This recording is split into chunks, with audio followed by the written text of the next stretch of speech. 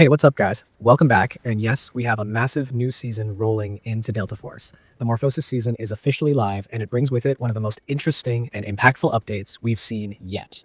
One of the biggest additions you'll encounter right away is a brand new operator called Vlinder.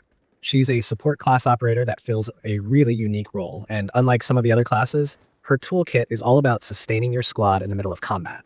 This is actually the first time Delta Force has brought in a new dedicated support operator in ages, and players have been hyped for it because the gameplay shift she brings is noticeable. She comes through the season pass, so if you're grinding that out this season, she'll be available at certain tiers for you to unlock. Vlinder's abilities are centered around healing and support through drones. Her signature weapon in battle isn't just a gun. It's also these autonomous medical drones that you can use to help teammates regain health or even revive them from a distance. It's kind of a fresh breath for support because instead of running straight into the middle of the firefight to patch people up, you're deploying something that actively tracks and assists your team. That's something totally new if you've been playing the old meta where healers were more passive. Long story short, her kit rewards positioning and awareness just as much as combat skill. Then there's the warfare side of things, and man, this season's map is something else.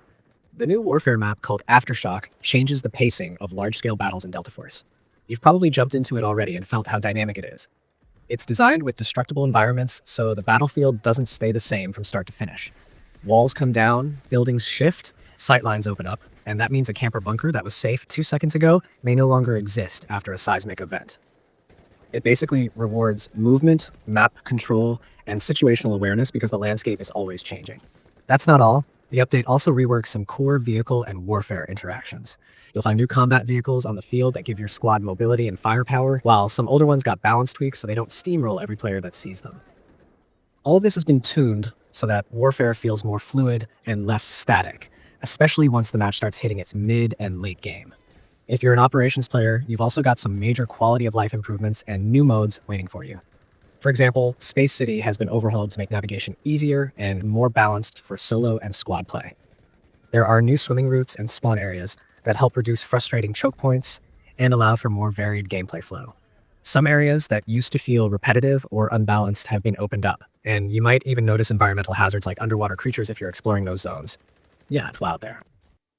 There's also the Fiery Owl Hunt mode in Operations, which flips the script by letting you play as the boss instead of the typical runner. This mode lets players soak up the power from a decidedly different perspective, allowing you to use overwhelming force to hunt other squads instead of being on the defensive.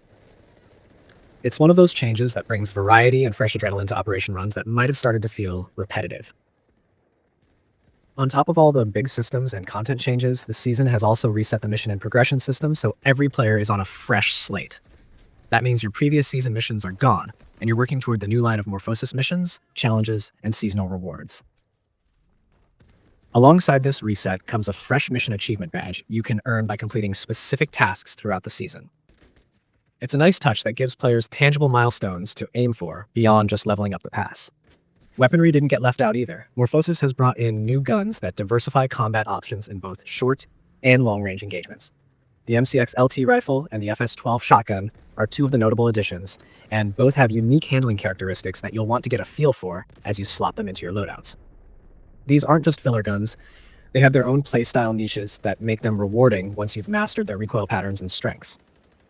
There are new cosmetics and in-store seasonal items as well. And while those don't impact gameplay directly, they let you deck out your operators and weapons in style. Whether you're all about that clean tactical look or going for something more eye-catching, there's plenty on offer. Some of the special rewards are tied into seasonal missions or battle pass progress, so you'll unlock some as you play and earn. Everything about this season feels like the developers wanted to mix fresh content with meaningful changes to how the game is played. It's not just a few new skins or a map slap-on. The Morphosis update changed environmental interactions, introduced entirely new gameplay mechanics for support and survival, and gave both warfare and operations new rhythms that shift how you should be thinking about your strategy.